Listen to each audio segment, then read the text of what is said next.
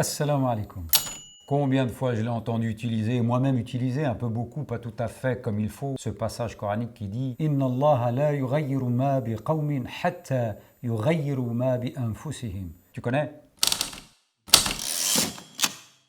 En vérité, Allah ne modifie point l'état d'un peuple tant que les individus qui le composent ne modifient pas ce qui est en eux-mêmes. Sourate 13, verset 11. Un verset qui sert aujourd'hui à expliquer la situation des musulmans s'ils sont plus bas que terre, écrasés, humiliés, avilis. Et que Dieu n'a pas jugé bon de changer leur sort, c'est qu'ils n'ont pas opéré de changement eux-mêmes. Et redevenir à nouveau les maîtres du monde implique simplement qu'ils reviennent à cette parole de Dieu qui, plus qu'une promesse, est une loi incontournable. Autrement dit, le changement, c'est possible. Il suffit tout simplement de remplir la condition de ce changement, sauf que la condition, c'est une bête de condition. Que tous les individus qui composent le peuple en question, chacun d'eux, individuellement, se change lui-même.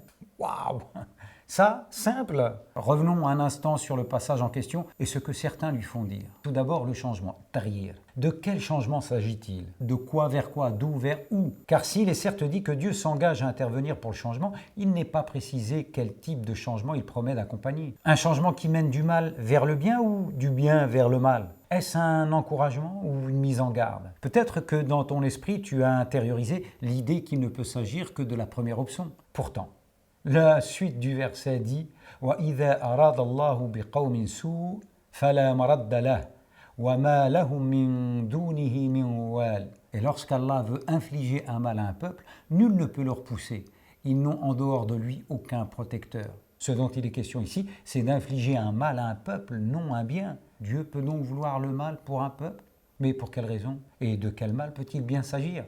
La réponse est peut-être dans cet autre passage. ذَلِكَ بِأَنَّ اللَّهَ لَمْ يَكُ مُغَيِّرًا نِعْمَةً أَنْعَمَهَا عَلَى قَوْمٍ حَتَّى يُغَيِّرُوا مَا بِأَنفُسِهِمْ وَاللَّهُ سَمِيعٌ عَلِيمٌ. C'est qu'en effet, Allah ne modifie pas un bienfait dont il a gratifié un peuple avant que celui-ci change ce qui est en lui-même.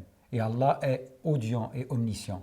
Sourate 8, verset 53. Le changement porte ici clairement sur le bienfait. Un bienfait provenant de Dieu puisque tout ce que vous avez comme bienfait provient d'Allah. وَمَا بِكُم مِّن نِعْمَةٍ فَمِنَ اللَّهِ. Sourate 16, verset 53. Un bienfait dont Allah s'interdit de modifier à moins que le peuple qui en bénéficie et par conséquent ceux qui le composent ne cessent d'en être dignes. Il ne t'aura pas échappé qu'il n'y a pas de spécification quant à ceux qui sont concernés par la promesse du changement. Il n'est pas fait mention à la Ummah ou à un peuple croyant ou musulman. Le terme utilisé est qawm, peuple, tout court. Une indication supplémentaire pour faire taire ce sens selon lequel les musulmans pourront à nouveau connaître un âge d'or dès lors que chacun d'eux se changera en un pieux et valeureux musulman. D'autant que dans ces versets du changement, il s'agit bien moins de gagner que de perdre quelque chose. Une perte qui n'est pas tant le fait des autres que de la responsabilité de chaque individu. Cette responsabilité pourrait se résumer à prendre individuellement soin des bienfaits dont nous disposons collectivement. Encore faudrait-il pour cela